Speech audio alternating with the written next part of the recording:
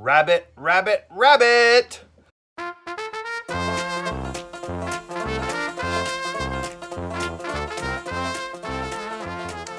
All right, this month in the Old Farmer's Almanac, the first, of course, is All Saints' Day. It's also Sadie Hawkins' Day.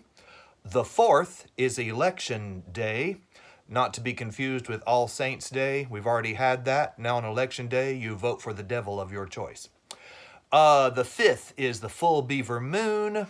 On the seventh, there is a notation: if horses stretch out their necks and sniff the air, rain will occur. Of course, the 27th is Thanksgiving Day, and the 30th is the first Sunday of Advent.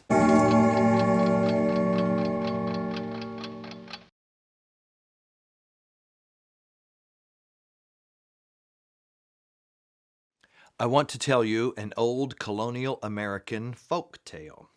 It happens to be the very first story that I ever learned how to tell. We were gathered in a basement at a friend's house in Macon, Georgia, because there was a tornado threatening the neighborhood, and we all had to huddle in the basement, and I was worried and upset, and my mom said, "Why don't you tell a story, and that'll get your mind off of your troubles." We were sitting there by candlelight, and so this is the story that I told. Once there was a terrible storm. Lightning flashing across the sky. The roadways were rivers of mud. And there was a man traveling along the road who got caught out in that weather, and he was looking for shelter. Well, he saw a little house next to the side of the road with a candle burning in the window. In those days, if you lit a candle and set it up in the windowsill, it was a signal to travelers that you had a place where they could lodge. So he ran right over to the house and he knocked on the door, and little old lady came to the door and she said, "Yes? What do you want? How can I help you?" And the man said, "Well, I got caught in the storm and I'm looking for shelter. Do you take in lodgers?" "Oh, yes, we take in lodgers. Here, take this candle and go right up above stairs. You'll find a room on the left. You can sleep there, and in the morning I'll call you for breakfast. Good night." So the man took the candle, he thanked the woman for her hospitality, and he went up above stairs, and sure enough, there on the left there was a fine room with a great big bed.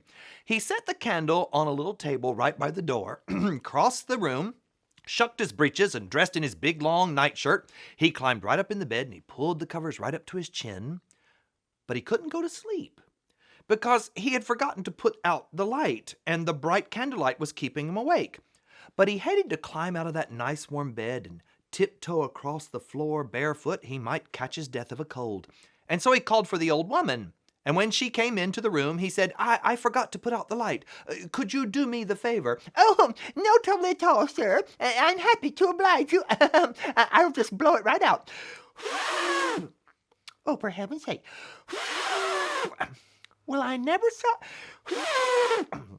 That lady was so old, and her mouth was so drawn up, she could no longer blow straight at a candle flame. All the air went whoop, right down her nightgown. "Oh, for heaven's sake. Let me call my husband. He'll be able to help us. Husband!" A little old man came running into the room. He had a long nightcap hanging down by his left ear, and he said, "Yes, good woman. How may I help you?" "Oh, we're trying to blow out this candle. Can't seem to get it to go out. Don't know what in the world is wrong with it." The silly women. They never are not very good at these mechanical kind of things. I can blow out a candle.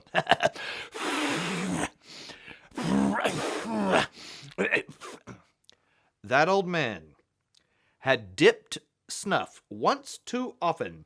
He had poked his bottom lip full of tobacco so many times that now his bottom lip pooched out so far he could no longer blow straight at the candle flame, and all the air went right up his nose. "Oh, for heaven's sake, let me call my son. Son!"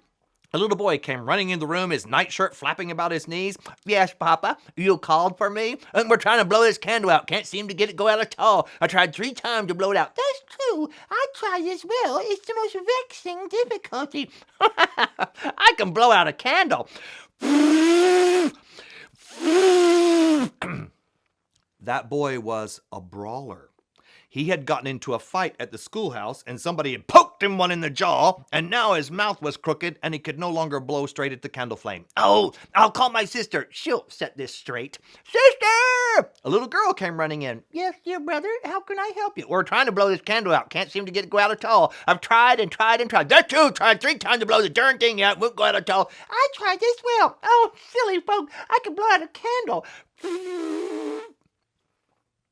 That girl was such a gossip, so used to talking out one side of her mouth, she could no longer blow straight at a candle flame. Well, wasn't this a fine kettle of fish? There stood the whole family, huffing and puffing and blowing like a bunch of bellows. Finally, the man under the covers had seen enough of their efforts.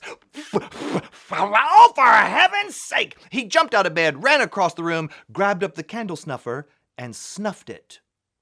And that just goes to show you what a college education can do for a fellow.